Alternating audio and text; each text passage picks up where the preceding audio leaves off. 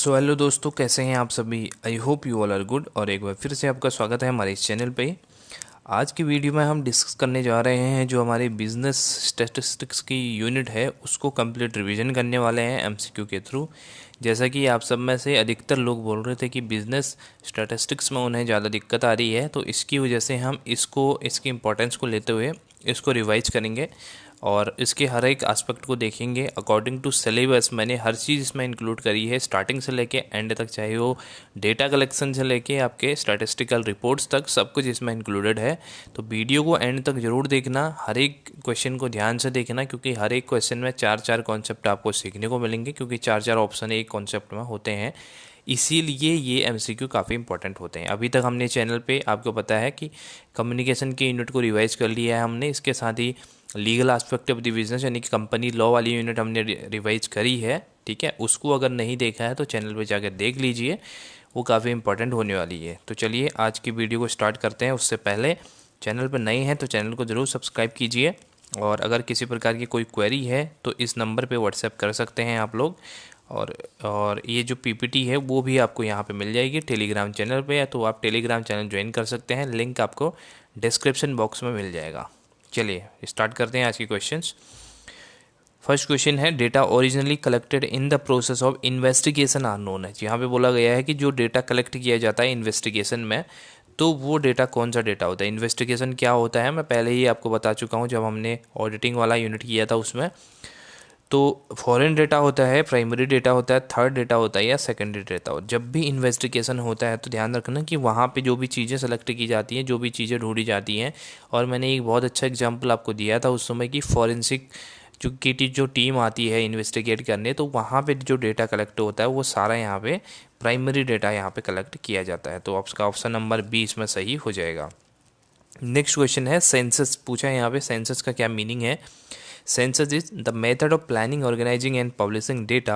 The method in which no data is collected. The method in which the data is collected from each and every unit. The method in which few units of the entire population are chosen. देखिए यहाँ पे आपको समझना जरूरी है, census और जो sample है उसके बीच में डिफरेंस समझना जरूरी है। तो सेंसस का क्या मीनिंग रहता है, जब भी हम क्या करते हैं किसी भी यूनिवर्स के जो भी हमारा पॉपुलेशन है उसके हर एक एस्पेक्ट को, हर एक जो हमारा इंडिविजुअल है उसको हम यहाँ पे एग्जामिन करते हैं, उससे हर एक से डेटा कलेक्ट करते हैं, वो हमारा सेंसस होता है। ऑन दी अदर हैंड अगर हम बात करते हैं हमारे सैंपल की, तो वो हमारा एक छोटा सा पार्ट होता है हमारे यूनिवर्स का, जो कि हम अपनी स्टडी में हेल्प के लिए उसको यूज करते हैं, क्योंकि हम होल यूनिवर्स को यहाँ पे स्टडी नहीं कर सकते। तो ये दोनों में डिफरेंस ये रहता है, और इसका सी ऑप्शन सही हो जाएगा, the method in which data is collected from each and every unit. तो option number C will be right answer. Next question है, स्टैटिस्टिकल इंक्वायरी मीन्स। यहाँ पे पूछा गया है स्टैटिस्टिकल इंक्वायरी का क्या मीनिंग होता है। ऑप्शन नंबर ए है आपका science, it is a science for knowledge. दूसरा है search for knowledge, collection of anything, या search for knowledge with the help of statistical method. तो स्टैटिस्टिकल इंक्वायरी का मतलब है स्टैटिस्टिकल मेथड का यूज करते हुए जब हम कोई नॉलेज को यहाँ पे सर्च करते हैं, किसी नॉलेज की यहाँ पे हम ढूंढते हैं, तो वो हमारा क्या होता है, स्टैटिस्टिकल इंक्वायरी में आता है। और साइंस फॉर नॉलेज तो हमारा रेलेवेंट है ही नहीं, क्योंकि साइंस जो हम स्टैटिस्टिक्स को बोल सकते हैं साइंस के अंदर उसका एक पार्ट है, वो हम बोल सकते हैं। सर्च फॉर नॉलेज हमारा क्या रहता है, किसी प्रकार का नॉलेज की सर्च को रिसर्च बोला जाता है। कलेक्शन ऑफ एनीथिंग, तो इसको भी हम इंक्वायरी बोल सकते हैं, बट स्टैटिस्टिकल इंक्वायरी नहीं बोल सकते। तो मोस्ट जो अप्रोप्रिएट आंसर, सही आंसर है वो है ऑप्शन नंबर डी। चलिए नेक्स्ट क्वेश्चन है, dash are those which are already in existence and which might be collected for some purpose other than the answering of the question in hand। यहाँ पे बोला गया है कि वो क्या चीज़ें हैं जो आपकी ऑलरेडी एग्जिस्ट करती हैं, और इसका यूज, इसको कलेक्ट किस लिए किया जाता है, किसी पर्पज के लिए किया जा सकता है, जो पर्पज होता है other than answering the question, यानी कि क्वेश्चन का आंसर देने के अदर हम इसका पर्पज, इसको कलेक्ट करते हैं आंसर देने के अदर पर्पज से। ठीक है, तो इसको क्या बोलते हैं, डायरेक्ट डेटा बोलते हैं, बेसिक डेटा, प्राइमरी डेटा, या सेकेंडरी डेटा। तो पहले हमने बात करी थी प्राइमरी डेटा की, अब ये बात है हमारी सेकेंडरी डेटा की। Data which are already existed in universe, मतलब हम कह सकते हैं कि जो भी डेटा यहाँ पे पब्लिश्ड है, एग्जिस्टेड है, तो उसको हम क्या बोलते हैं, सेकेंडरी डेटा बोलते हैं। तो आपका ऑप्शन इसमें बनेगा ऑप्शन नंबर डी, आपका राइट बन जाएगा। नेक्स्ट क्वेश्चन है which law is also called principle of stability of mass data. यहाँ पे बोला गया है आपके अलग अलग लॉ दिए गए हैं और इस लॉ में आपसे पूछा गया है principle of stability of mass data किसको कहा जाता है। ग्रेविटेशनल फोर्स को ग्रेविटेशनल लॉ को बोला जाता है, लॉ ऑफ स्टैटिस्टिकल रेगुलरिटी को law of demand, law of inertia of large number. अब यहाँ पे ये तो आपको पता लग ही गया होगा, ये तो होगा नहीं और लॉ ऑफ डिमांड भी नहीं होगा, इकोनॉमिक्स का पार्ट है। तो हमारे पास बचते हैं दो option, law of statistical regularity और law of inertia of large number. ये दोनों लॉ बहुत इंपॉर्टेंट हैं, इनके क्वेश्चन मैंने अलग अलग यहाँ पर डाले हुए हैं। यहाँ पे जो ऑप्शन बनेगा आपका वो बनेगा option number B, law of statistical regularity का, क्योंकि यहाँ पे स्टेबिलिटी की बात की गई है और रेगुलरिटी की बात इसमें चल रही है। मतलब इन दोनों लॉ का यहाँ पे मतलब बता देता हूँ। लॉ ऑफ स्टैटिस्टिकल रेगुलरिटी का क्या मतलब है कि इसका मतलब है कि हमें अपने यूनिवर्स से, यूनिवर्स का मतलब आप कहीं नहीं समझ रहे होंगे, तो यूनिवर्स का मतलब ये हो गया पॉपुलेशन। इस होल पॉपुलेशन को हम स्टडी नहीं कर सकते हैं, इसलिए हम क्या करते हैं एक छोटा सा इसका पार्ट उठाते हैं, यानी कि इस पार्ट को उठा लिया तो इट इज़ कॉल्ड सैंपल। ये आपका यूनिवर्स हो गया जिसको हम पॉपुलेशन भी बेसिकली बोलते हैं। तो इनिशियल जो हमारा लॉ ऑफ स्टैटिस्टिकल रेगुलरिटी बोलता है कि जो सैंपल हमने इसमें से लिया गया सैंपल है उसमें हमें रैंडमली चूज करना चाहिए सैंपल को। जितना रैंडमली हम सैंपल को चूज करेंगे उतनी हमारी जो सैंपलिंग है वो हमारे यूनिवर्स को रिप्रेजेंट करेगी, बहुत अच्छे से रिप्रेजेंट करेगी।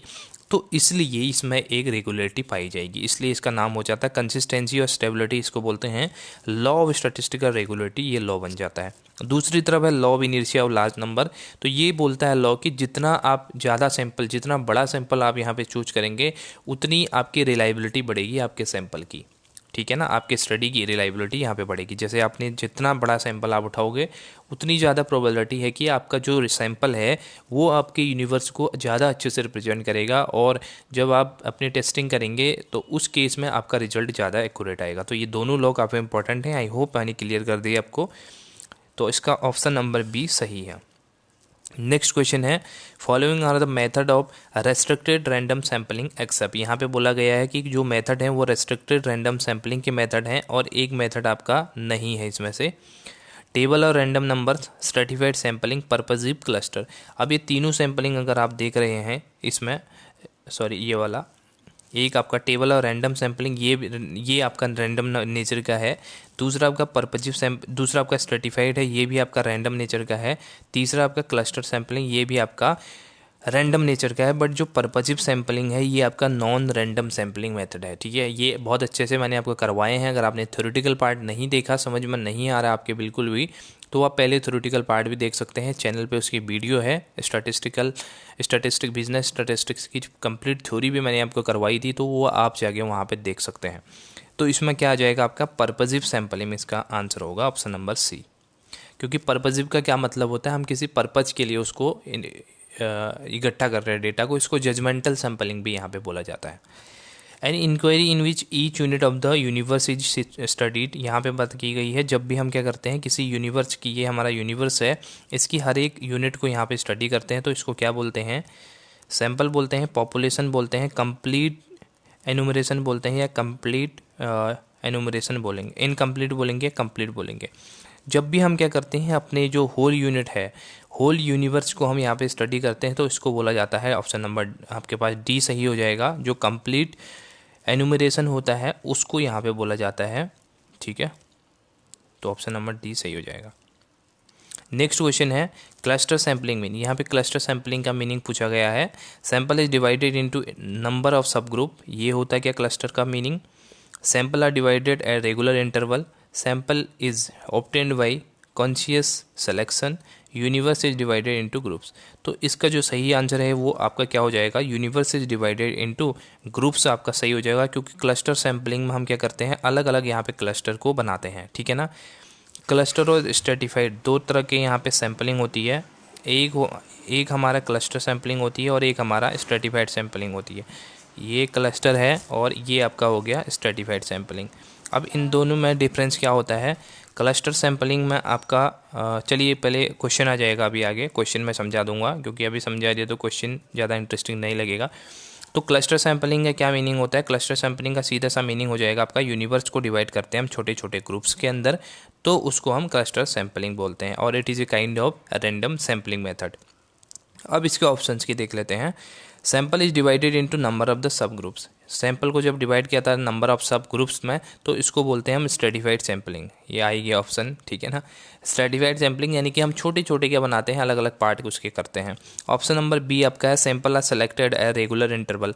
रेगुलर इंटरवल पे जब भी सिलेक्ट करते हैं हम सैंपल को, तो इसको बोलते हैं हमारे सिस्टमेटिक सैम्पलिंग, क्योंकि पहला सैंपल हम रैंडमली सेलेक्ट करते हैं, उसके बाद हम उसको सिस्टमेटिक वाइज यहाँ पे सेलेक्ट करते हैं। जैसे पहला हमने 4th सैंपल रैंडम ले लिया, उसके बाद 6 ले लिया, तो अब 4, 6, 8, 10, 12 ये सब हम क्या करेंगे, एक तरह से हमारे लिए हम इस नंबर को उठाएंगे। तो ये हमारा एक तरह से रैंडम सैम्पलिंग मेथड है, क्योंकि इसमें जो सीक्वेंस है वो तो यहाँ पे फिक्स है, बट जो नंबर आएगा वो पहले से यहाँ पे डिटरमाइन नहीं होगा, ठीक है ना। 8 जैसे 8, 10 किसी को लगता है कि ये क्या है हमारा नॉन रैंडम का पार्ट है, बट ये रैंडम का पार्ट है, क्योंकि किसी भी आपके यूनिवर्स में आपको क्या पता है, यहाँ पे 100,000 यहाँ पे नंबर हैं, तो आपको क्या पता है कि आपके 50th पे कौन सा टर्म आए, 50th पे क्या आएगा आपका, 52 पे आपका क्या आएगा। तो उस केस में आपको ये नहीं पता, तो आपका ये इसलिए रैंडम सैम्पलिंग हो जाता है, ठीक है ना।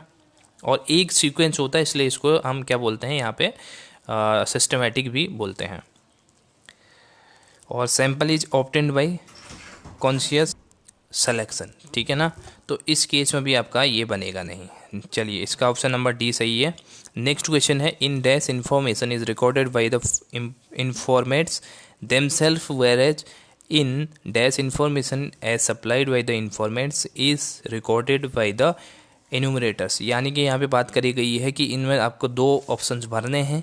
पहले में आपको बोला गया है कि इसमें इंफॉर्मेशन रिकॉर्ड की जाती है इन्फॉर्मेंट्स के द्वारा, जो रिस्पोंडेंट है उसके द्वारा खुद से इंफॉर्मेशन रिकॉर्ड की जाती है, तो उसको क्या बोलते हैं। और दूसरे केस में जो इन्यूमरेटर है, यानी कि जो हेल्प करता है रिसर्चर को, जो बेसिक सा जो ओरिजिनल रिसर्चर है उसका एक कोई एक तरह से जूनियर है या उसका सब जो पार्टनर है, वो उसको इन्यूमरेटर बोला जाता है। तो वो यहाँ पे हेल्प करता है उसको भरने में। तो ये क्वेश्चन है आपके, जो मैंने आपको उसका डेटा कलेक्शन के टूल्स कराए थे अलग अलग, तो उन टूल्स का यहाँ पे ये क्वेश्चन है। पहला questionnaire and direct investigation, schedule and questionnaire, question and scale या क्वेश्चनर एंड शेड्यूल। तो देखिए पहले वाले में क्या आएगा, क्वेश्चनर आ जाएगा। जब भी हम क्या करते हैं, क्वेश्चनर देते हैं भरने के लिए, तो वो खुद से यहाँ पे भरते हैं, जो भी रिस्पोंडेंट रहते हैं वो खुद से उस क्वेश्चनर को भरते हैं, ठीक है। तो पहले में तो आपका क्वेश्चनर आ गया। अब देखिए यहाँ पे क्वेश्चनर कितने में है, इसमें और इसमें क्वेश्चनर है, ये 2 तो आपके ऑप्शन गलत हो गए हैं। अब डायरेक्ट इन्वेस्टिगेशन आएगा या शेड्यूल आएगा। डायरेक्ट इन्वेस्टिगेशन के अंदर तो आप क्या करते हो कि आप इन्वेस्टिगेट करते हो, खुद से आप चीज़ों को करते हो, बट शेड्यूल के अंदर आप क्या करोगे कि लोगों से आप पूछोगे और खुद से आप उसको उनकी डिटेल को भरोगे। तो इसका जो सही आंसर बनेगा वो ऑप्शन नंबर डी बनेगा। पहले वाले में क्वेश्चनर आएगा, क्वेश्चनर खुद से भरेगा वो रिस्पोंडेंट, और दूसरे में शेड्यूल आएगा। शेड्यूल के अंदर जैसे ये शेड्यूल वाला कब यूज किया जाता है, जब कोई यहाँ पे इलिटरेट पर्सन है, उसको लिखना नहीं आता है, तो उस केस में आप उससे डिटेल लेते हो और खुद से यहाँ पे क्वेश्चनर को फिल आउट करते हो। That's why option number D will be right answer. Next question है direct personal investigation method is suitable where. Direct personal investigation यहाँ पे कब सुटेबल होगी, कौन ये मेथड हमारी क्या है, एक तरह से डेटा कलेक्शन की ये मेथड है, और ये मेथड कब यहाँ पे सुटेबल होने वाली है। जब क्या होगा, the field of investigation is large, information is very confidential and complex, direct contact is not possible, second hand data is needed. देखिए इसका सही आंसर मैं बताऊँ बी है इसका, क्योंकि जब डेटा काफ़ी कॉन्फिडेंशियल और कॉम्प्लेक्स से होता है तो हमें अपने खुद से डेटा को कलेक्ट करना चाहिए, क्योंकि उसमें क्या हो सकती है, माल प्रैक्टिस हो सकती है उसके अंदर, ठीक है। तो उसके अंदर मैनिपुलेशन किया जा सकता है डेटा के अंदर। अगर आपका जो एक तरह से एन्यूमरेटर है वो यहाँ पे जाके आपका डेटा कलेक्ट कर रहा है, या जो आपका कॉरस्पॉन्डेंस है वो आपका डेटा कलेक्ट कर रहा है, तो उसमें काफ़ी यहाँ पे चेंजेस भी हो सकते हैं, वो खुद भी चेंज कर सकता है डेटा को। इसलिए जब भी हाईली कॉन्फिडेंशियल डेटा होता है या कॉम्प्लेक्स डेटा होता है, तो उस केस में डायरेक्टली जाके उस डेटा को कलेक्ट किया जाना चाहिए। तो ये इसका सुटेबल मेथड है। बाकी के मेथड देख लेते हैं। The field of investigation is large, जब फील्ड ऑफ इन्वेस्टिगेशन लार्ज है तो इस केस में आप खुद से डेटा कलेक्ट कर ही नहीं सकते हैं, क्योंकि इसके अंदर आपको काफ़ी टाइम लग जाएगा और काफ़ी यहाँ पे मनी और टाइम दोनों आपका बर्बाद होगा।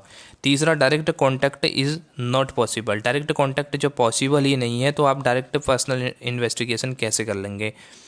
Second hand data is needed, second hand data की ज़रूरत है तो आप तो डेटा डायरेक्टली जाके क्या कलेक्ट करने की ज़रूरत है आपको, तो डायरेक्टली जो रिस्पोंडेंट है या रिस्पोंडेंट की जान पहचान का है या आपकी कोई स्नोबॉल के थ्रू अपनी सैम्पलिंग करी है तो उसके थ्रू भी आपको आसानी से यहाँ पे अवेलेबल हो सकता है। तो ऑप्शन नंबर बी आपका सही हो जाएगा। और इसी के साथ वीडियो को लाइक नहीं किया है तो वीडियो को लाइक कर देना, अभी काफ़ी लंबा सफ़र है वीडियो में। अगर वीडियो पसंद नहीं आती है तो आपका लाइक और कमेंट दोनों वापस हो जाएंगे, ठीक है ना, क्योंकि पैसा तो मैंने लिया नहीं है, मैं तो पैसा वापस बोलता है, बट जो लाइक और कमेंट्स है उसको वापस कर दिया जाएगा अगर वीडियो में मज़ा नहीं आया। तो अभी क्वेश्चन आपको देख के मज़ा आ जाएगा आगे। चलिए नेक्स्ट क्वेश्चन है, the census act in India was passed in the year, यानी कि सेंसस एक्ट कब पास किया गया था इंडिया में, 1949 में, 1950 में, 1951 में, 1948 में। तो ये पास किया गया था आपका 1948 के अंदर, ठीक है। तो ऑप्शन नंबर बी आपका, डी आपका राइट हो जाएगा।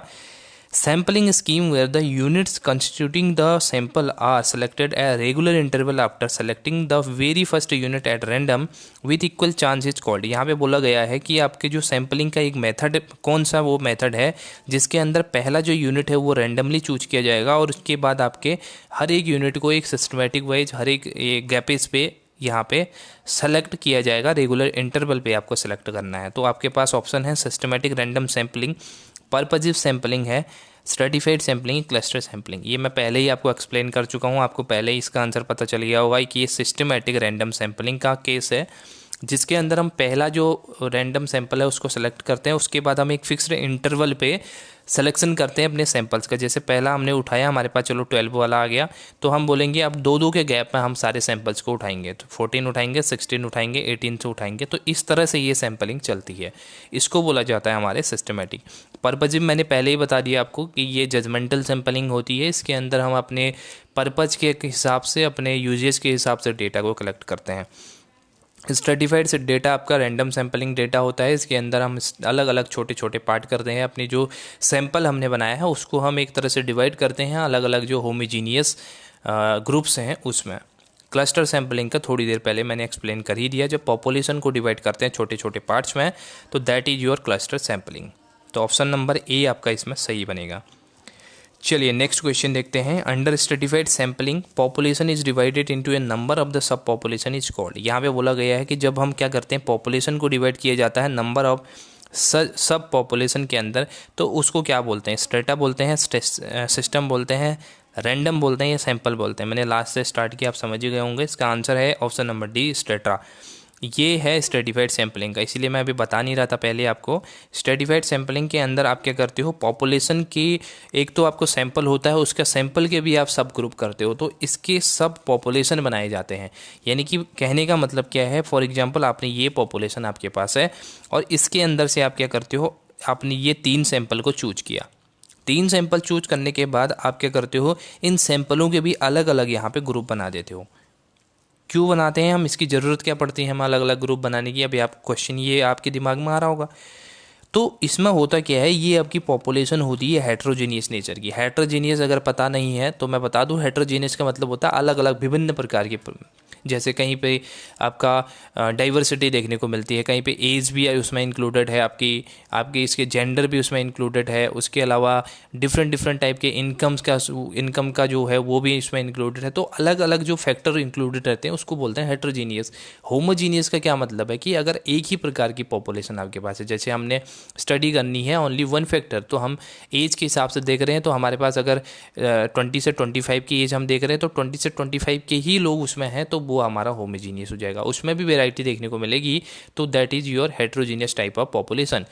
तो उसमें आप क्या करते हो, जैसे आपने क्या किया, सैंपल आपने 3 उठा लिए, बट उस सैंपल को आप सब कैटेगराइज करोगे, क्योंकि एज, चलिए मानते थे इसको एज में लिया आपने, इसको आपने इनकम लिया, और तीसरा सैंपल आपने लिया, ये भी मान लेते हैं, चलिए एक तरह से हाइट मान लेते हैं, चलिए हाइट पे आपको करना है।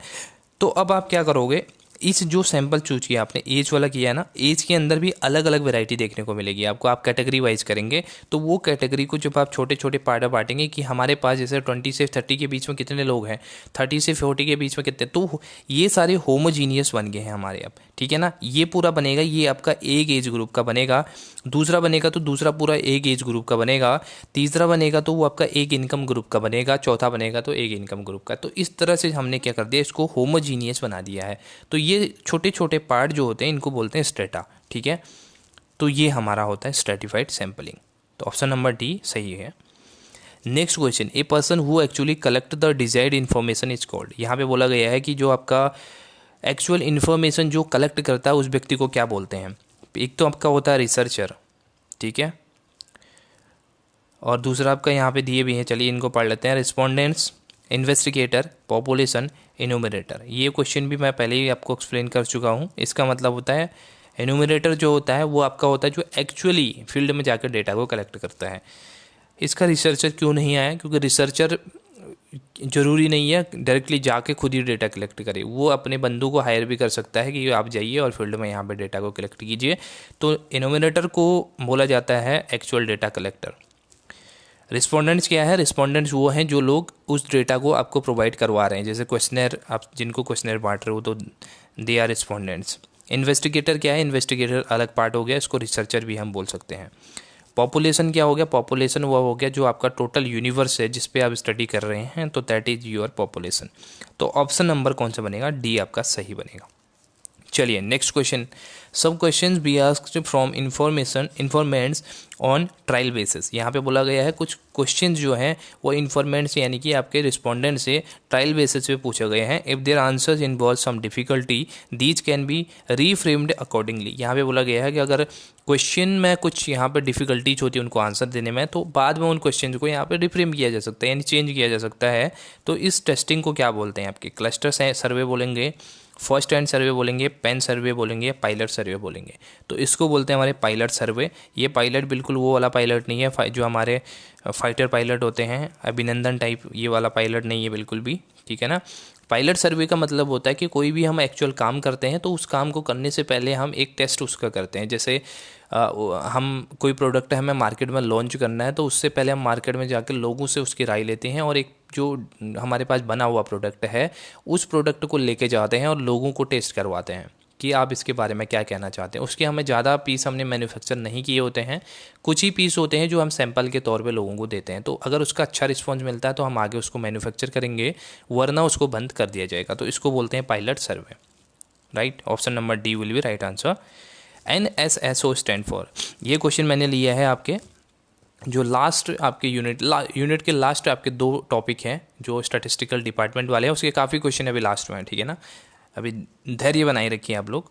NSSO किससे स्टैंड करता है, net sample survey organisation, national statistical sphere organisation, national surgical survey organisation, national sample survey organisation. तो सही आंसर आपका डी वाला है, national sample survey organisation.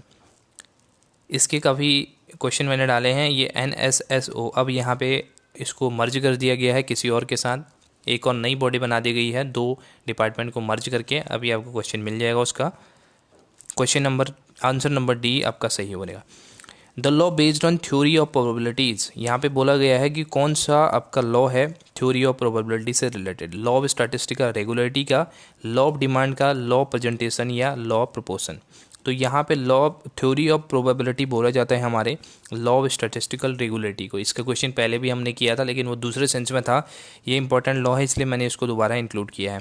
Law of probability क्यों बोलते हैं, क्योंकि मैंने आपको पहले ही बताया जब भी हम क्या करेंगे, कोई भी सैंपल चूज करेंगे फ्रॉम पॉपुलेशन तो we should use random sampling method for better reliability. तो ये आपका ऑप्शन नंबर ए इसमें सही बनेगा। नेक्स्ट क्वेश्चन देखिए, मैच द फॉलोइंग वाला है। सिस्टमेटिक रैंडम सैम्पलिंग दी है, परपजिव सैम्पलिंग दी है, क्लस्टर सैम्पलिंग दी है, स्ट्रेटिफाइड सैम्पलिंग दी है। इससे आपके सारे जो सैंपल हैं ना उनकी यहाँ पे कॉन्सेप्ट क्लियर हो जाएंगे। और काफ़ी मैंने प्राइमरी और मैंने सैम्पलिंग से बहुत सारे क्वेश्चन इसमें इंक्लूड किए हैं क्योंकि ये मोस्ट इंपॉर्टेंट टॉपिक है। Systematic random sampling, systematic random sampling वो सैम्पलिंग मेथड होती है जिसमें हम एक तरह से सिस्टमेटिक वाइज रैंडम सैंपल को यहाँ पे इंक्लूड करते हैं। चलिए पहला देखते हैं, conscious selection of the various items. दूसरा आपका है samples are selected a regular interval. तो यहाँ पे देखिए ए का क्या बन जाएगा आपका, बी 2 वाला बन जाएगा क्योंकि आप सिस्टमेटिक वाइज यहाँ पे रेगुलर इंटरवल पे आप डेटा को जो सैंपल है उसको सिलेक्ट कर रहे हैं। थर्ड है आपका population is divided into small number of सब ग्रुप्स। जब सब ग्रुप्स की बात करी तो हमने किसकी बात करी थी, स्ट्रेटिफाइड सैम्पलिंग की, अभी थोड़ी देर पहले ही बात करी थी। Universe is divided into groups, तो वो आपका था क्लस्टर, ये भी हमने पढ़ा था। और लास्ट ये बचता है आपका क्या पर्पजिव आपका हो गया सैंपल साइज सेलेक्ट, सॉरी ए आपका बनेगा, सॉरी पर्पजिव वाला conscious selection of the various item. ये आपके अपने कॉन्शियसनेस के आधार पे आप अपने जो अपनी एलिजिबिलिटी, अपनी जो ज़रूरत है उसके हिसाब से आप सैंपल सेलेक्ट करते हो, तो वो पर्पजिव होता है। तो आपका ऑप्शन सही कौन सा बनेगा, ए का आपका 2 बनेगा, तो ए का आपका 2 बन रहा है। और उसके अलावा बी का आपका बन रहा है 1, बी का 1, सी का 4, सी का 4, तो ऑप्शन नंबर सी आपका सही बनेगा। ठीक है, चलिए नेक्स्ट क्वेश्चन है, which one of the following average is most affected of extreme observation. Extreme observation से कौन सा मोड, यहाँ पे कौन सा सेंट्रल टेंडेंसी का जो ये माप है वो यहाँ पे इफेक्ट होता है, यानी कि एवरेज का जो एवरेज निकालने का जो यहाँ पे ये फॉर्मूलेज हैं या हम कह सकते हैं मेथड्स हैं, वो यहाँ पे एक्सट्रीम ऑब्जर्वेशन से इफेक्ट होते हैं। एक्सट्रीम ऑब्जर्वेशन समझना जरूरी है। एक्सट्रीम ऑब्जर्वेशन का मतलब है कि ये आपके फर्स्ट और लास्ट नंबर जो आपके होते हैं इनको एक्सट्रीम नंबर्स बोला जाता है, तो इनसे ये सबसे ज़्यादा इफेक्ट होते हैं। ज्योमेट्रिक मीन में, मोड में, मीडियन में, अर्थमेटिक मीन में। तो ये अर्थमेटिक मीन के केस में होता है, क्योंकि अर्थमेटिक मीन में हम क्या करते हैं ना, हम सारे जो ऑब्जर्वेशन है सारे सबको फ्रीक्वेंसीज को हम इंक्लूड करते हैं, तो इसलिए अर्थमेटिक मीन ये काफ़ी सेंसिटिव होता है in case of extreme observation. Geometric mean आपका क्या होता है, ज्योमेट्रिक मीन के अंदर आप क्या करते हो, अपने हम एक तरह से अपना इस तरह से निकालते हैं हम ए इंटू बी, अगर 2 नंबर हैं तो उसका अंडर रूट कर देते हैं, 3 नंबर हैं तो उसका इस तरह से हम इसको निकालते हैं। मोड आपका क्या है, पोजिशनल एवरेज होता है। मोड के अंदर जो मोस्ट अकरिंग नंबर है वो आपका मोड होता है। मीडियम आपका बीच का नंबर यहाँ पे होता है, तो ऑप्शन नंबर डी आपका सही बनेगा।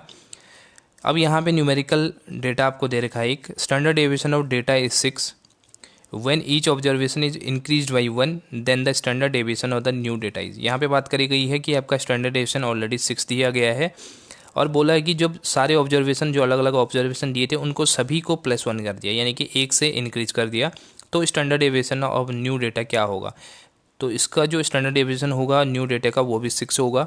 ये इसकी प्रॉपर्टी से क्वेश्चन है स्टैंडर्ड डेविएशन की, क्योंकि स्टैंडर्ड डेविएशन आपके इंडिपेंडेंट ऑफ ओरिजिन होता है बट डिपेंडेंट ऑफ स्केल होता है। ओरिजिन और स्केल का मैं पहले ही आपको बता चुका हूँ कॉन्सेप्ट, दोबारा बता देता हूँ। ओरिजिन का मतलब होता है हमारे जब हम किसी में प्लस और माइनस करते हैं तो वो हमारा ओरिजिन के अंदर आता है, और जब मल्टीप्लाई और डिवाइड करते हैं तो हमारे स्केल के अंदर आता है। स्टैंडर्ड डिवीजन के केस में प्लस माइनस करके ज़्यादा फर्क नहीं पड़ता, और ये विद इन द डेटा है, ठीक है ना, ये यहाँ पे ऑब्जर्वेशन के विद इन द ऑब्जर्वेशन है, तो इससे फ़र्क नहीं पड़ेगा, क्योंकि जब आप डेविएशन कैलकुलेट करेंगे ना तो उस डेविएशन जितना पहला डेविएशन आ रहा था उतना ही आएगा, क्योंकि इसमें मीन भी तो इंक्रीज हो गया। पहले हमारा क्या आ रहा था, जैसे हमारा 1 2 3 4 5 डेटा था, ठीक है ना, उस केस में आपके बाई चांस आपके पास 3 मीन निकल के आया, तो 3 से आप क्या करते हैं, यहाँ पे 3 से आप उसका डेविएशन लेते, बट एक एक नंबर आपने बढ़ा दिया तो अब आपके 4 हो गया, 4 से आप डेविएशन लोगे, और ये फर्स्ट वाला नंबर भी तो 2 हो गया, तो आना तो उतना ही है, माइनस करेंगे आप तो उतना ही आना है, क्योंकि 3 - 1 करेंगे तब भी 2 आना है, 4 - 2 करेंगे तब भी 2 ही आना है, तो इस केस में आपका स्टैंडर्ड डेविएशन चेंज नहीं होता है। ठीक है, तो ऑप्शन नंबर डी आपका सही हो जाएगा। आई होप इसको रटना नहीं है, आपको समझ में आ गया होगा, क्योंकि रटना नहीं है इसको, तो इसलिए मैंने आपको एग्जांपल देके भी समझा दिया है। चलिए नेक्स्ट क्वेश्चन, चलिए एक और क्वेश्चन आपके सामने जो कि आपके कॉन्सेप्ट को चेक करता है, और द फॉर्मूला भी आपके चेक हो जाएगा, इसके हिसाब से फॉर्मूला भी आप अपना रिकैप कर सकते हैं। मीन दिया है, मीन इक्वल टू बोला 3 median minus mode into x, ठीक है, ये एक्स है multiply, then the value of x, value of x आपका क्या होगा। देखिए एक यूनिवर्सल फार्मूला है, उसको हमेशा याद रखना, उसका फार्मूला होता है मोड इक्वल टू होता है 3 mean minus 3 median minus 2 mean, तो ये फार्मूला होता है हमारे पास, एक यूनिवर्सल जो फार्मूला होता है। इसी को बदल बदल के लिख सकते हैं, जब हमें मीडियन निकालना है या हमें एक्स बार निकालना है यानी कि मीन निकालना है, तो इस फॉर्मूले को हम इंटरचेंज कर सकते हैं। अब यहाँ पे देखिए आपसे बोला गया है एक्स की वैल्यू निकालने को, तो एक्स की वैल्यू निकालने के लिए हमें क्या करना पड़ेगा, यहाँ पे हमें इस मोड की वैल्यू पे मीन और मीडियन की वैल्यू हमें लिखनी पड़ेगी। इसके लिए हम क्या करते हैं, मीन इक्वल टू हमारा हो जाएगा 3 मीडियन, चलिए मैं एक्स बार लिख देता हूँ उसको, एक्स बार इक्वल टू क्या हो गया 3, तो मीडियन तो पहले सही है, माइनस मोड की जगह पे क्या लिख दूंगा, जैसे मैंने आपको पहले फॉर्मूला बताया था, मोड की जगह आपका आ जाएगा 3 मीडियन माइनस 2 मीन और मल्टीप्लाई हो जाएगा ये x से। अब इस केस में देखिए होता क्या है, 3 मीन से 3 मीन आपका यहाँ पे कट गया, माइनस और प्लस है दोनों, तो ये कट गया। अब इस केस में बचा क्या, एक्स बार इक्वल टू बच गया है आपका -2x मल्टीप्लाई x। अब x की वैल्यू ही हमें पूछी गई है, तो x की वैल्यू हमें निकालनी है, तो हम क्या करेंगे, इसको हम यहाँ ले आएंगे। अब हमारे पास हो गया x डिवाइडेड बाई 2x, तो x से x तो यहाँ पे कट गया, बचा हमारे पास 1/2। तो x की वैल्यू कितनी आ गई हमारे पास, 1/2 निकल के आ गई है। Option number A. I hope ये समझ में आ गया होगा। इसमें फॉर्मूला ही आपको याद रखना है। जो फॉर्मूला क्या था आपका, z equal to 3m minus 2x बार। इस फॉर्मूले को रट लो या जैसे याद करना है उसको ऐसे याद कर लो, ठीक है। काफ़ी पूछा जाता है एग्जामिनेशन में। Which of the following is not a measure of dispersion. अब डिस्पर्जन की बात करी गई है, यहाँ पे कौन सा मेजर ऑफ डिस्पर्जन नहीं है। पहला है मीन डेविएशन, दूसरा वेरिएंस, तीसरा रेंज, चौथा मीन। इसके अंदर हम मीन को नहीं पढ़ते हैं। मीन हमारा होता है सेंट्रल टेंडेंसी के लिए, ठीक है। मेजर ऑफ सेंट्रल टेंडेंसी जब भी हम करते हैं उसके अंदर मीन को पढ़ते हैं। तो ये मीन डेविएशन है, वेरिएंस है या रेंज है, ये सारे मेजर ऑफ डिस्पर्जन को बताते हैं। डिस्पर्जन होता है कि डेटा हमारा कितना यहाँ पे फैला हुआ है, इसको डिस्पर्जन बोलते हैं। यानी कि जैसे ये हमारा एनपीसी होता है, नॉर्मल प्रोबेबिलिटी कर्व होता है, तो इसकी शेप जो है एक सिमेट्रिक शेप होती है और ये बेल शेप्ड का होता है। जब भी हमें पता करना होता है कि ये डेटा इस तरफ या इस तरफ किस तरह कितना स्प्रेड हुआ है डेटा, तो उसके लिए हम करते हैं डिस्पर्जन को। तो डिस्पर्जन में हम क्या क्या पढ़ते हैं, मीन डेविएशन भी पढ़ते हैं, वेरिएंस भी पढ़ते हैं और रेंज भी पढ़ते हैं। डी ऑप्शन सही हो जाएगा, इसको हम सेंट्रल टेंडेंसी में पढ़ते हैं। Next question, the standard deviation of the observation is. यहाँ पे इसका आपको स्टैंडर्ड डेविएशन निकालना है। ये ऑब्जर्वेशन आपको अलग अलग दी गई है, ठीक है। तो इसका सॉल्यूशन मैंने डाला हुआ है, सॉल्यूशन आप देख सकते हो। सबसे पहले हमें एक्स बार निकालना पड़ेगा, ठीक है ना। एक्स बार कैसे निकालते हैं, हम टोटल नंबर को जोड़ेंगे, जितने नंबर दिए हैं डिवाइड करेंगे एन से, यानी कि जितने भी आपके नंबर हैं। तो यहाँ पे 6 से डिवाइड कर दिया तो 25 आपके पास क्या आ गया, एक्स बार निकल के आ गया। अब इसका फॉर्मूला आपके पास दो तरीके से होता है, ये तो मैंने अलग तरीके से लिख दिया ये थोड़ा सा, लेकिन इसका फॉर्मूला होता है स्टैंडर्ड डेविएशन का फॉर्मूला हमारे पास होता है √σ d² divided by n। d² क्या है, डी क्या है आपका, ये डेविएशन से जो आप मीन से लेते हो, जो आप सेंट्रल वैल्यू से लेते हो, जो मीन होता है आपका, उससे आप अलग अलग नंबर के डेविएशन लेते हैं, तो उसका स्क्वायर किया जाता है और डिवाइड किया जाता है n से। तो यहाँ पे x माइनस एक्स बार जो आपको दिख रहा है ना, xi माइनस एक्स बार, ये आपका डेविएशन है, इसका वैल्यू है डी वैल्यू है। तो जब हम डेविएशन लेंगे किससे, 25 से, तो इस तरह से आपके पास डेटा निकल के आता है 9 + 1 + 9 + 25 + 1 + 25, ये आपके पास डेटा निकल के आएगा। और इसको डिवाइड कर देंगे हम 6 से, तो 6 से डिवाइड करने के बाद जो आपके पास डेटा निकल के आता है, ये आपके पास 11.67 आपके पास निकल के आएगा। और ये किसकी वैल्यू आएगी आपके पास, डेविएशन की वैल्यू आपके पास आएगी, यानी कि d² की, जो sigma d² divided by n की वैल्यू आएगी, ठीक है। अब इसका अंडर निकाल देंगे तो ये अंडर आपका आ जाएगा 3.42 के इक्विवेलेंट आपके पास आंसर आ जाएगा, ठीक है। तो ये आपका तरीका होता है, ऑप्शन नंबर सी आपका इसमें सही बनेगा। नेक्स्ट क्वेश्चन है द हार्मोनिक मीन ऑफ 4, 8, 16। आपसे बोला गया है कि 4, 8 और 16 का हार्मोनिक मीन आपको बताना है। हार्मोनिक मीन क्या होता है आपका, ये आपका रेसिप्रोकल ऑफ जो अर्थमेटिक मीन होता है वो होता है। जैसे आपके पास अर्थमेटिक मीन हम कैसे निकालते हैं, sigma x divided by n निकालते हैं ना, तो ये उसका उल्टा होगा, अभी उल्टे का उल्टा होगा, ठीक है। ऊपर आ जाते हैं आपके n आ जाता है नंबर, और नीचे आ जाता है 1/x1 + 1/x2 + 1/x3। इस तरह से ये फॉर्मूला बनता है। ऊपर नंबर ऑफ आइटम्स आ गई, नीचे आपके जितने भी नंबर्स दिए हैं ना, उनका रेसिप्रोकल आ जाता है। तो हम डाल देते हैं 4 प्लस नंबर ऑफ n, ऊपर हमें n लिखना है, तो 3 नंबर्स हमारे पास टोटल है 1/4 + 1/8 + 1/16। अब आप क्या करेंगे, इन तीनों का यहाँ पे क्या लेंगे, एलसीएम लेंगे। एलसीएम आपके पास 16 निकल के आता है, और तो ऊपर की वैल्यू कितनी आ जाएगी, 4, 2 + 2 + 1। तो इस तरह से कितनी आ गई आपके पास वैल्यू, 7 आ गई, और ये 3 ऊपर है ही पहले से, तो 3 डिवाइडेड बाई 7/16, और ये 16 आपके पास ऊपर चला जाएगा, तो 3 × 16 डिवाइडेड बाई 7, इसको आप अगर सॉल्व करेंगे तो आपके पास आएगा 6.85 आई थिंक, हाँ 6.85 आपके पास आंसर निकल के आएगा। इसको आसानी से आप सॉल्व कर सकते हैं। ये हार्मोनिक मीन का होता है। Next question, the quartile deviation of the daily average is ₹7 given below. यहाँ पे बोला गया है ये आपके क्वार्टाइल डेविएशन आपको दी गई है, सॉरी क्वार्टाइल डेविएशन आपको निकालना है और ये डेली वेजेज आपको दी गई है 7% की। 12, 7, 15, 10, 17, 19, 25 ये आपका डेली वेजेज है 7% का। एक का ये, एक का ये, एक का ये, इस तरह से 7 नंबर हैं और इसका आपको क्वार्टाइल डेविएशन पूछा। देखिए क्वार्टाइल डेविएशन का जो फॉर्मूला होता है ना, वो होता है आपका Q3 minus Q1 divided by 2।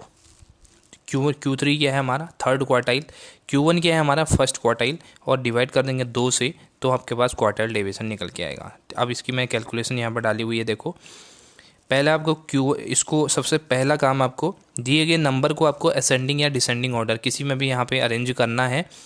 वो हमने कर दिया, चलिए अरेंज कर दिया हमने असेंडिंग ऑर्डर में। उसके बाद आपको Q1 निकालना है। Q1 का फॉर्मूला हमारे पास होता है n+1 divided by 4th item, ठीक है। n+1 divided by 4th item आपके पास Q1 होता है और थर्ड क्वार्टाइल निकालने का आपके पास 3 से मल्टीप्लाई कर देंगे तो आपका थर्ड क्वार्टाइल निकल के आ जाएगा। Q1 की वैल्यू क्या आएगी हमारे पास, सेकंड टर्म निकल गया है, सेकंड नंबर निकल गया है, तो सेकंड नंबर क्या है हमारे पास 10 है, तो 10 हमारा Q1 निकल के आ गया। Q3 की कैलकुलेशन अगर आप देखोगे तो 6th टर्म निकल के आती है 1, 2, 3, 4, 5, 6 यानी कि 19 वाला नंबर आपका थर्ड क्वार्टाइल बन जाएगा। तो अब इजीली आप क्या कर पाओगे, क्वार्टाइल डेविएशन का फॉर्मूला में Q3 minus Q1 divided by 2 मैं पहले ही आपको बता चुका हूँ, तो आप फॉर्मूले में पुट करेंगे तो आपके पास आंसर आएगा 4.5, ठीक है। इसको आप देख लीजिए, काफ़ी इंपॉर्टेंट क्वेश्चन है। इसमें क्वार्टाइल निकालने का भी सिंपली फॉर्मूला भी पूछा जा सकता है, फर्स्ट क्वार्टाइल और थर्ड क्वार्टाइल आप ध्यान में रखना। चलिए नेक्स्ट क्वेश्चन देखते हैं। If the angle between two lines of the regression is 900, sorry ये 900 नहीं है, ये है 90, ये गलती से 900 टाइप हो गया, 90 then it representation a none, यहाँ पे ऑप्शन दिए गए हैं, यानी कि यहाँ पे बोला गया है जब भी आप क्या करते हो, आपके दो रिग्रेशन लाइन्स हैं उनके बीच का जो एंगल है वो 90 डिग्री का है, तो ये क्या रिप्रेजेंट करेगा, ये देन इट रिप्रेजेंट्स, पहला है आपका नन ऑफ दीज या no linear correlation, perfect negative correlation, perfect positive correlation. जब भी आपके पास इस तरह का कोरिलेशन आएगा तो इसका मतलब होता है कि आपके पास कोई भी यहाँ पे इन दोनों नंबर में कोरिलेशन नहीं है, नो लीनियर कोरिलेशन, तो ऑप्शन नंबर बी आपके पास सही बनेगा। Which of the following is not a measure of central tendency, यहाँ पे मेजर ऑफ सेंट्रल टेंडेंसी से पूछा गया है कौन सा नहीं है, मीडियन, मोड, रेंज या मीन।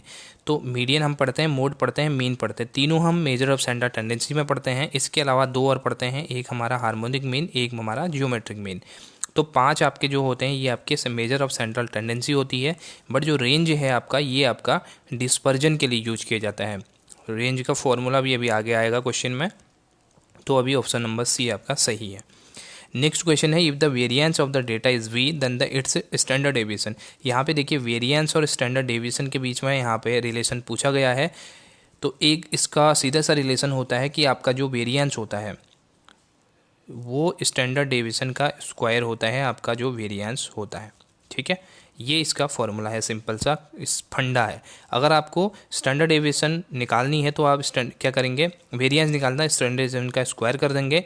अगर आपको स्टैंडर्ड डेविएशन निकालना है तो अंडर रूट कर देंगे वेरिएंस का। तो इसमें निकालना क्या है, आपको स्टैंडर्ड डेविएशन निकालना है तो आप अंडर रूट कर देंगे किसका, वेरिएंस का। ये अंडर रूट थोड़ा सा ऑप्शन जो गलत हो गए हैं, ये आपका आगे है अंडर रूट, ठीक है, इस तरह से है, ये लास्ट में चला गया है, ये इसको देख लेना। अंडर रूट हो जाएगा आपका बी, ठीक है, वी अंडर रूट, ये क्योंकि स्टैंडर्ड डेविएशन की बात करें। इसका अगर ये वेरिएंस की बात करता तो हम क्या करते, जो स्टैंडर्ड डेविएशन है उसका स्क्वायर कर देते हैं।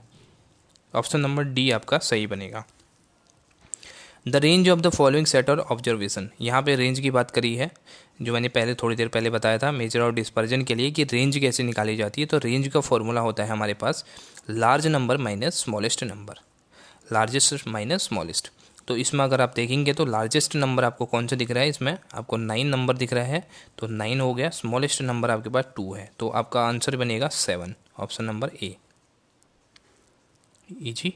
Next question, for a bivariate frequency distribution BYX greater than 1 then BXY, ये आपके क्या है, BXY और BYX ये आपके कोफिशिएंट ऑफ कोरिलेशन है आपके, तो इसके अंदर क्या होता है, अगर एक आपका ग्रेटर देन 1 है तो दूसरे की वैल्यू पूछिए, तो दूसरे की वैल्यू ऑब्वियसली आपके बिटवीन होगी 0 एंड 1 के, क्योंकि ये एक से ज़्यादा अगर हो गया है इस केस में तो दूसरा वाला आपके नेगेटिव में 0 से छोटा, 0 भी नहीं हो सकता है और 0 से छोटा भी नहीं हो सकता, यानी नेगेटिव में नहीं जा सकता है। तो इस केस में 0 और 1 के बीच में ये लाई करता है। तो ऑप्शन नंबर डी आपका इसमें सही बनेगा। Next question, the statistical method which helps us to estimate और predict the unknown value of one variable from the known value of the related variable is called. यहाँ पे बोला गया है कि जब हम क्या करते हैं, ऐसा कौन सा मेथड है जो हमें अननोन वेरिएबल को कैलकुलेट करने में, अननोन वेरिएबल को एस्टिमेट करने में मदद करता है, प्रेडिक्ट करने में मदद करता है, जब हमें नॉन वेरिएबल हमें पता होता है, ठीक है ना। तो इसमें मतलब दो वेरिएबल की बात करी गई है।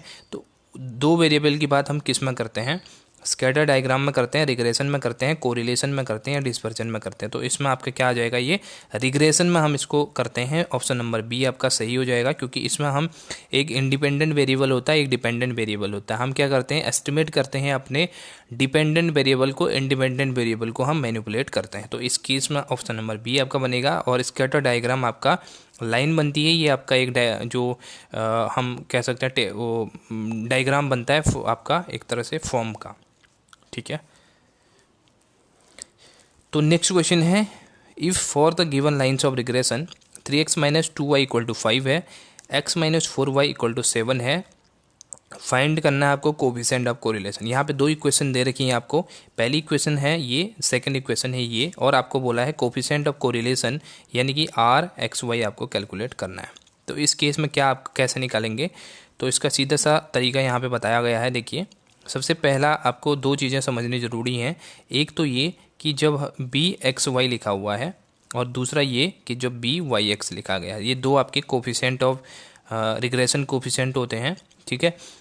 तो इस केस में आप क्या करते हो, x की वैल्यू आपको कैलकुलेट करनी होती है, ठीक है, क्योंकि पहले x है तो x की वैल्यू हमें कैलकुलेट करनी है।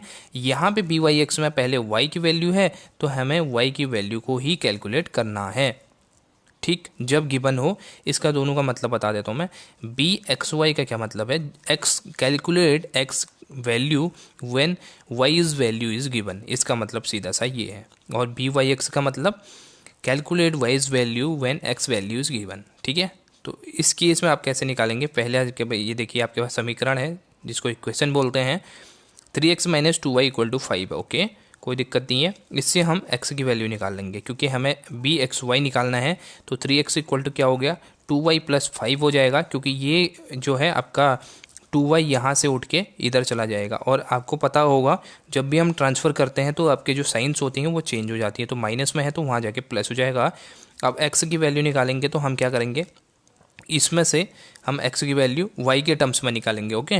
तो y में क्या आ जाएगा, 2/3 हो जाएगा, क्योंकि ये 3 यहाँ मल्टीप्लाई में है, वहाँ जाके ये डिवाइड हो जाता है, दोनों नंबर को डिवाइड कर देगा। तो आपके पास 2/3 y प्लस 5/3 आ जाएगा। तो x की वैल्यू y के टर्म्स में कितनी आ गई, 2/3 आ गई। तो इसका मतलब है कि b(x,y) निकल के आपके पास 2/3। तो ये आपकी b(x,y) की वैल्यू आ गई। ऐसे ही आप y के टर्म्स में x की वैल्यू निकालेंगे तो इस तरह से ये वैल्यू निकलती है, और ये 1/4 निकल के आती है। तो दोनों आपके पास निकल के आ गई। और तो b(y,x) आपके पास कितना आ गया, 4 आ गया, 1/4 आ गया। और आगे इसकी कैलकुलेशन इस तरह से होती है। अब इसमें हमें r की वैल्यू निकालनी है। r का जो फॉर्मूला होता है वो हमारे पास होता है r equal to √b(x,y) into b(y,x), ठीक है ना। दोनों को मल्टीप्लाई करके उसका अंडर कर देना है।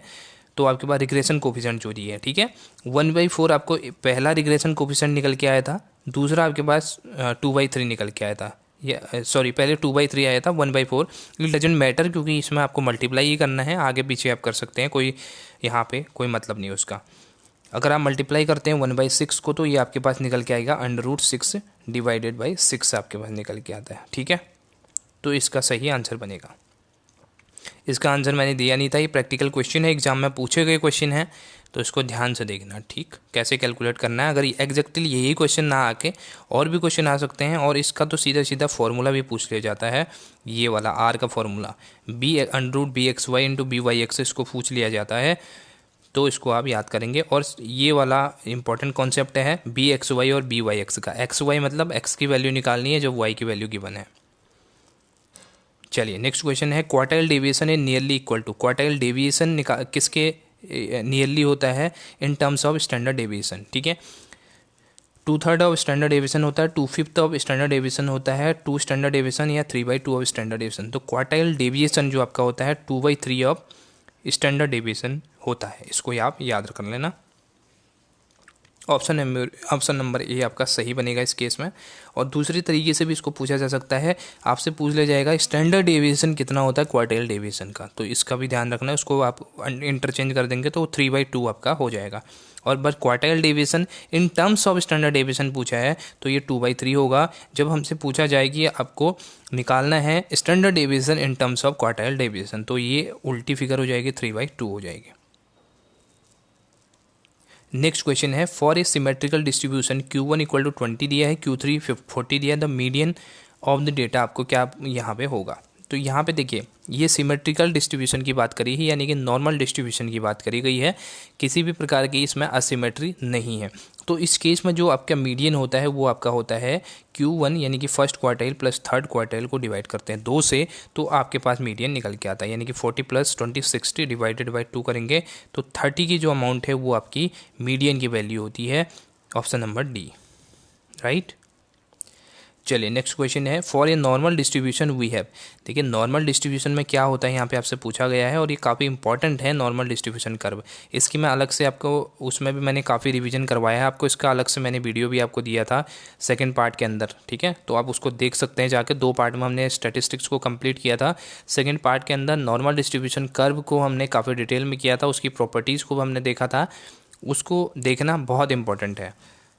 फर्स्ट डी ऑप्शन आपका सही बनेगा, मीन = मीडियन = मोड इसकी केस में सही हो जाएगा ऑप्शन, क्योंकि नॉर्मल डिस्ट्रीब्यूशन में हमारे जितने भी सेंट्रल टेंडेंसी के मेजर्स हैं वो यहाँ पे इक्वल होते हैं। इसके अलावा मैंने पॉजिटिव स्क्वायर्ड और नेगेटिव स्क्वायर्ड भी आपको समझाया था, पॉजिटिव की केस में कौन सा यहाँ पे होता है, नेगेटिव की केस में कौन सा यहाँ पे होता है, तो प्लीज़ उसको जाके ज़रूर देखें। उसके अदर मैंने भी यहाँ पे क्वेश्चंस भी काफ़ी इसके लिए हुए हैं, क्योंकि ये बहुत वेटेज रखता है। यही नहीं, अगर ये तो यहाँ तो आपके अभी ऐड हुआ है ना ये यूनिट, यूजीसी नेट में ये बहुत ज़्यादा वेटेज रखता है, तो आप समझ सकते हैं कि असिस्टेंट अकाउंटेंट के लिए कितना इंपॉर्टेंट है। Which of the following is an example of the time series problem. यहाँ पे आप टाइम सीरीज की क्वेश्चन है, आपसे पूछा गया है कौन सा एग्जाम्पल है आपका टाइम सीरीज का। Estimating number of the hotel room से booking in next 6 months, estimating the total sales in next 3 years of the insurance company, estimating the number of the calls for the next 1 week। अगर आप ध्यान से देखेंगे ये तीनों ही आपके problem time series से रिलेटेड हैं। टाइम सीरीज के अंदर हम क्या करते हैं, अलग अलग टाइम के पीरियड पे हम अपने डेटा को एस्टिमेट करते हैं। प्रीवियस के हिसाब से भी हम नेक्स्ट को, फ्यूचर को यहाँ पे प्रेडिक्ट करने की कोशिश करते हैं। तो इस केस में ये तीनों ही एग्जाम्पल आपके क्या बनते हैं, टाइम सीरीज की प्रॉब्लम बनते हैं, क्योंकि हम इसमें एस्टिमेशन की तीनों की मैं बात कर रहे हैं। ऑप्शन नंबर ई आपका सही बनेगा इस केस में। Which of the following can't be component of time series plot. यहाँ पे बोला गया है टाइम सीरीज प्लॉट का कौन सा कंपोनेंट यहाँ पे नहीं होता है।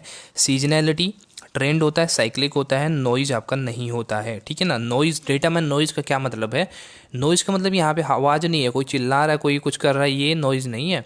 डेटा में नॉइज का मतलब है कि असिमेट्रिक होना, डेटा में किसी उथल पुथल होना डेटा का, ठीक है ना, किसी भी प्रकार का सिस्टमेटिक डेटा ना होना, ठीक, उसको बोलते हैं डेटा में नॉइज होना। जैसे कोई डेटा बहुत ज़्यादा है तो कोई 0 तक आ गया, ठीक है, कोई एक सेंस नहीं है, तो इसको नॉइज होना बोलते हैं। और ये नॉइज हमारे किसमें, टाइम सीरीज में नहीं होता, क्योंकि नॉइज जहाँ पे डेटा में हो गई तो वी कांट प्रिडिक्ट करेक्टली, तो इसको यहाँ पे नॉइज को यहाँ पे रिमूव किया जाता है।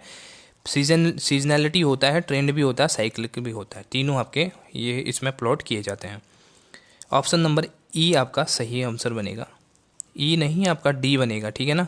इसका ऑप्शन नंबर डी आपका सही बनेगा, नॉइज आपका गलत होता है। चलिए next question, what does auto covariance measures. Auto covariance की बात करी गई है, तो इसमें क्या मेजर करता है, linear dependence between multiple points on the difference series observed at different times. मैं सारे नहीं पढ़ रहा हूँ, आप इसको खुद पढ़ के देख सकते हैं। इसका सही आंसर ऑप्शन नंबर डी होने वाला है।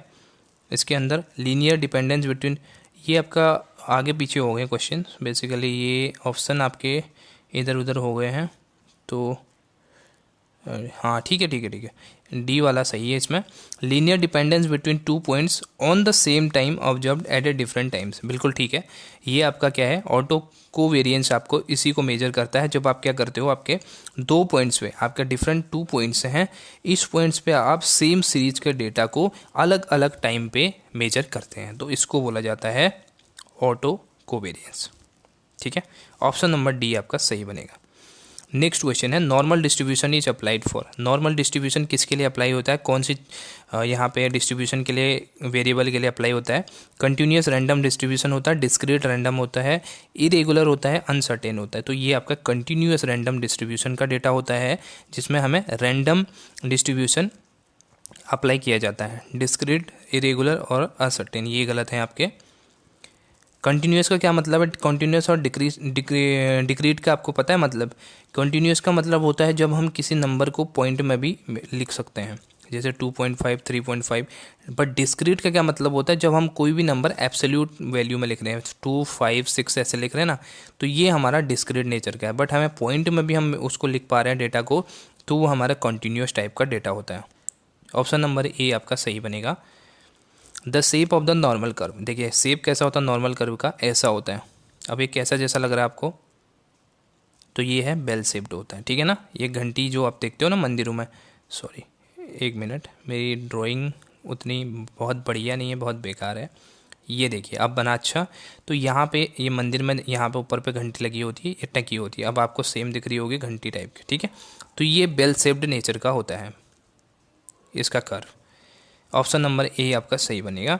The area under standard normal curve, standard normal curve में एरिया कितना होता है, टोटल एरिया 1 होता है। मैं पहले भी आपको बता चुका हूँ। इस तरह का जो कर्व है उसमें 0.5 आपका राइट साइड का डेटा होता है, 0.5 आपका लेफ्ट साइड में डेटा होता है। तो टोटल एरिया की बात करें तो ये आपका 1 होता है। तो ऑप्शन नंबर बी आपका सही बनेगा। Next question, the National sample Survey office. अब आपके पास आ गए हैं लास्ट जो आपकी टॉपिक है, जो स्टैटिस्टिकल ऑर्गेनाइजेशंस का टॉपिक है। वो आई होप आपने नहीं किया होगा, वो आपको मिला नहीं होगा। वो आप टेलीग्राम पे कोई मैसेज भी कर रहे थे कि उसका डेटा नहीं मिल रहा है। 2-3 क्वेश्चन मैंने उसका डाले हैं जो मोस्ट प्रोबेबली आपके एग्जामिनेशन में पूछे जा सकते हैं।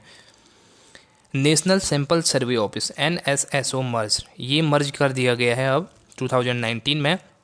किसके साथ मर्ज किया गया है, सेंट्रल स्टैटिस्टिकल ऑफिस के साथ, नेशनल स्टैटिस्टिकल ऑफिस के साथ, नन ऑफ द अबव या और all of the above, both of the above. तो इसका जो सही आंसर है वो ऑप्शन नंबर ए है आपका।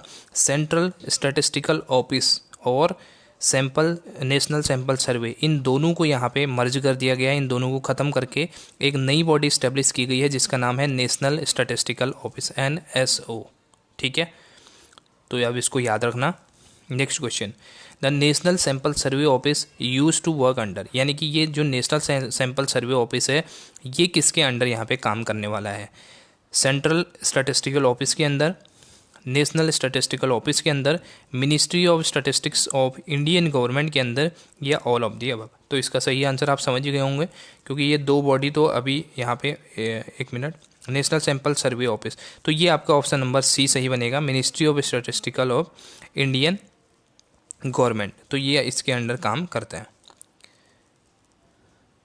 The government stated that the NSO will be headed by, यानी कि यहाँ पे बोला है नेशनल, जो आपका NSO है आपका नेशनल स्टैटिस्टिकल ऑफिस है आपका, तो वो आपका हेड किया जाएगा किसके द्वारा, जिसको NSO, जो कि नया बॉडी बनी हुई है 2019 के अंदर, दोनों को मर्ज करके,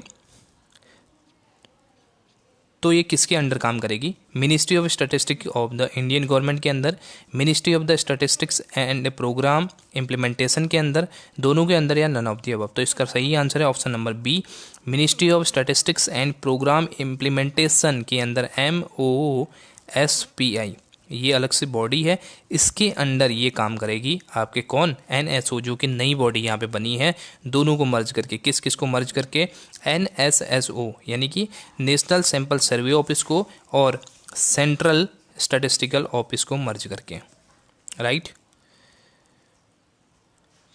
सो गाइज, ये थे कुछ हमारे आज के स्टैटिस्टिक्स के इम्पॉर्टेंट क्वेश्चन। काफ़ी कुछ हमने इसमें कवर किया, लगभग ऑलमोस्ट सभी चीज़ें, हर एक छोटे छोटे टॉपिक को मैंने इसमें कवर किया है। तो आप इसको ध्यान से देखेंगे और क्वेश्चंस को ध्यान से करना है, ठीक है ना। क्वेश्चन डायरेक्टली इस सेंस में ना पूछा जा सकता है, ना पूछ के दूसरे सेंस में भी पूछ सकता है, बट जो नॉर्मल प्रोबेबिलिटी कर्व है उसके तो मैंने ऑलमोस्ट सभी चीज़ें करवा दी हैं। उसकी प्रॉपर्टी के जितने क्वेश्चन बनते हैं मैंने सब करवा दिए लगभग। तो ये तो आपका इस चीज़ तैयार हो जाएगा। बाकी के जो क्वेश्चन मैंने करवाए हैं ना, जैसे मीन, किसी में हार्मोनिक मीन निकालना है, किसी में कुछ निकालना है, तो उसको अदर एस्पेक्ट से देखना। और जो मैंने आपको स्टैंडर्ड डेविएशन निकालना बताया है वो इम्पॉर्टेंट है। उसके अलावा आपका रिग्रेशन कोफिशिएंट है वो मोस्ट इंपॉर्टेंट है। तो सारी चीज़ें इसमें इंपॉर्टेंट हैं और काफ़ी टाइम लगा इसको क्वेश्चंस को फ्रेम करने के लिए, क्योंकि सिलेबस के अकॉर्डिंग क्वेश्चन फ्रेम करने में काफ़ी टाइम लगता है। और क्वेश्चंस भी एक लेवल के होने चाहिए। छोटे मोटे क्वेश्चन तो आपको हर कहीं मिल जाएंगे देखने को, और सॉल्व भी कर लेंगे और खुश भी हो जाएंगे आप, बट जब तक आपको डिफ़िकल्टी लेवल नहीं मिलेगा तब तक आप कॉम्पिटिशन फेस नहीं कर सकते हैं, ठीक है ना। इसलिए मैंने ये क्वेश्चन, अच्छे क्वेश्चन डाले हैं। अगर इसमें क्वेश्चन आपको नहीं भी आ रहे थे तो इसमें घबराने की कोई ज़रूरत नहीं। अब आपको आ गए हैं तो आगे आप यहाँ पे अटेम्प्ट कर सकते हैं। सैम्पल के सारे क्वेश्चन डाल दिए गए हैं इसमें, जो इसके अलावा प्राइमरी और सेकेंडरी डेटा के सब कुछ क्वेश्चन, सारे सब कुछ कवर कर दिया गया। हर एक टूल को यहाँ पे कवर किया गया है, जिसके अंदर रैंडम सैम्पलिंग है, नॉन रैंडम सैम्पलिंग है। इसके अलावा डेटा कलेक्शन के टूल्स को कवर किया गया है, क्वेश्चनर है, ऑब्जर्वेशन है, इंटरव्यू है, ये सब कुछ। तो आई होप आपको वीडियो पसंद आई होगी। वीडियो पसंद आती है तो लाइक करना ना भूलें, और चैनल पर नए हैं तो सब्सक्राइब करना ना भूलें। आगे भी हम रिवीजन की वीडियो लाने वाले हैं आपके एग्जामिनेशन के लिए। तो थैंक यू सो मच। अगर वीडियो अच्छी लगी तो अपना फीडबैक देना ना भूलें कमेंट बॉक्स में। Bye bye, take care.